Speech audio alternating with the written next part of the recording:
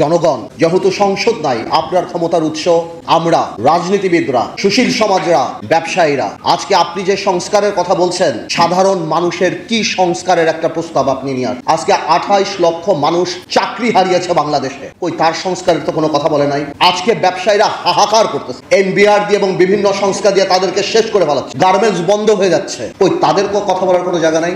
আজকে নূর এখানে বসা, নূর জানে ইউনূস সাহেব যখন ক্ষমতায় আসছিল, আমরা প্রথমে যে বলেছিলাম আপনি রাজনৈতিক বা জাতীয় সরকার করার দরকার নাই, তবে অন্তত পক্ষে আপনি 4-5 জন উপদেষ্টা নেন যাদেরকে মানুষ চিনে, যারা মানুষের সাথে আপনার মাঝখানে যে দূরত্বটা সেটা পৌঁছাতে পারে। কিন্তু আপনি আমাদের সেই কথা শোনেন নাই।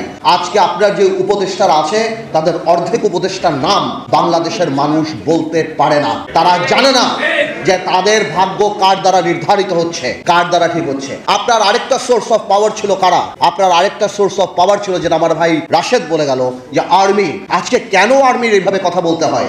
আর্মির সাথে দূরত্ব কে সৃষ্টি করেছে? রাজনৈতিক দলের সাথে দূরত্ব কে সৃষ্টি করেছে? আজকে অনেকেই আমাকে জিজ্ঞেস করে, পার্থ ভাই আপনারা ডিসেম্বরে নির্বাচন চান না? ডিসেম্বরের কথা তো আমরা বলি নাই, আপনি বলেছেন ইউনূস সাহেব জাতির সামনে ডিসেম্বরের কথা। আমরা বলেছি আপনারা সেই ওয়াদা আপনি রাখেন, আমাদের মুখ থেকে ডিসেম্বরের কথা আসে নাই।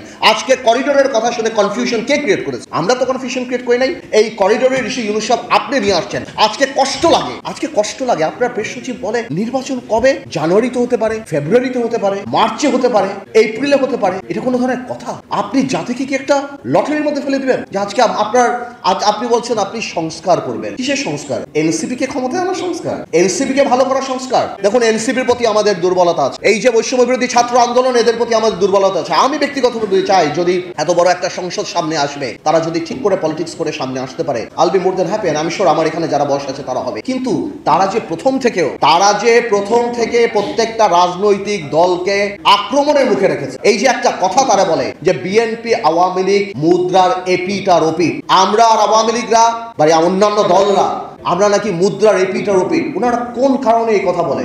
আজকে কি বিএনপি বাংলাদেশে 1400 লোক হত্যা করেছে? বিএনপি কি লক্ষ কোটি টাকা পাচার করেছে? বিএনপি কি 3টা জাতীয় সংসদ নির্বাচন, দিনের নির্বাচন রাতে করেছে? মাথায় রাখতে হবে, আওয়ামী লীগ কোনো রাজনৈতিক দল না।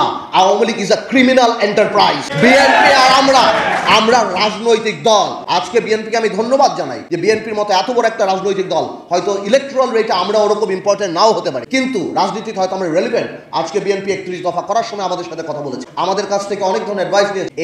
এই পদক্ষেপকে আমরা স্বাগত জানাই। কিন্তু কষ্ট লাগে এনসিপি আপনাদের জন্য, কারণ আপনারা এর মধ্যে ইনক্লুডেড, অন্তর্ভুক্তি হতে পারেন নাই। আপনাদের দম্ভ, আপনাদের অহংকারের জন্য। মনে রাখবেন, সরকার চালানো আর সরকার নামানো এক যে না।